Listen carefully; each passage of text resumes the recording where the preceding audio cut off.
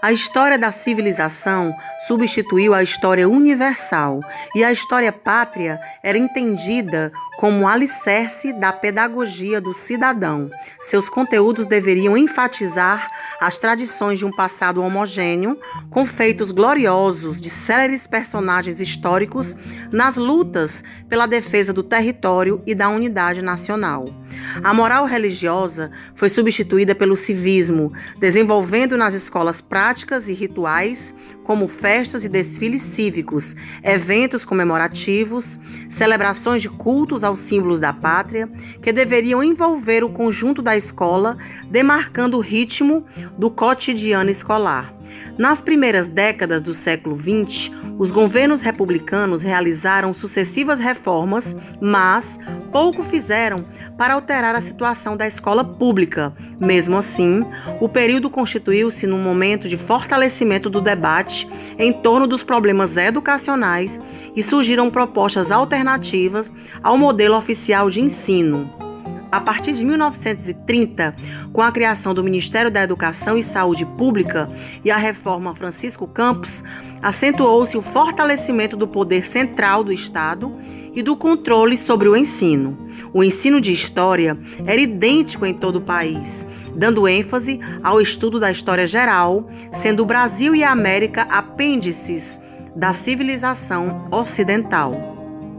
Nos anos imediatos ao pós-guerra, a história passou a ser considerada pela política internacional como uma disciplina significativa na formação de uma cidadania para a paz, merecendo cuidados especiais tanto na organização curricular quanto na produção dos materiais didáticos, onde, nos programas e livros didáticos, a história ensinada incorporou a tese da democracia racial, da ausência de preconceitos raciais e étnicos. Nessa perspectiva, o povo brasileiro era formado por brancos descendentes de portugueses, índios e negros, e a partir dessa tríade, por mestiços, compondo conjuntos harmônicos de convivência dentro de uma sociedade multirracial e sem conflitos, cada qual colaborando com o seu trabalho para a grandeza e riqueza do país. Com o processo de industrialização e urbanização, repensou-se sobre a inclusão do povo brasileiro na história. Enquanto alguns identificavam as razões do atraso econômico do país no predomínio de uma população mestiça, outros apontavam a necessidade de se buscar conhecer a identidade nacional, suas especificidades culturais em relação aos outros países, como meio de assegurar condições de igualdade na integração da sociedade brasileira à civilização ocidental. É importante salientar que, mais recentemente, a Lei 10.639/03 inaugura a possibilidade de desconstrução de um modelo educacional da história, ancorado em práticas eurocêntricas, excludentes e violentas, a fim de contemplar discussões temáticas mais complexas voltadas ao cotidiano do indivíduo. Essa aplicação interfere e depende do papel da escola, pois sinaliza para uma instituição democrática e transformadora.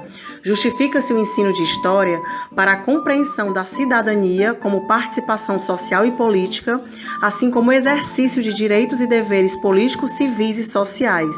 É importante posicionar-se de maneira crítica, responsável e construtiva nas diferentes situações sociais, utilizando o diálogo como forma de mediar conflitos e de tomar decisões coletivas. Perceber as características fundamentais do Brasil nas dimensões sociais, materiais e culturais, como meio para construir progressivamente a noção de identidade nacional e pessoal e o sentimento de pertinência ao país. Conhecer e valorizar a pluralidade do patrimônio sociocultural brasileiro, bem como aspectos socioculturais de outros povos e nações, posicionando-se contra qualquer discriminação baseada em diferenças culturais, de classe social, de crenças, de sexo, de etnia ou outras características individuais e sociais.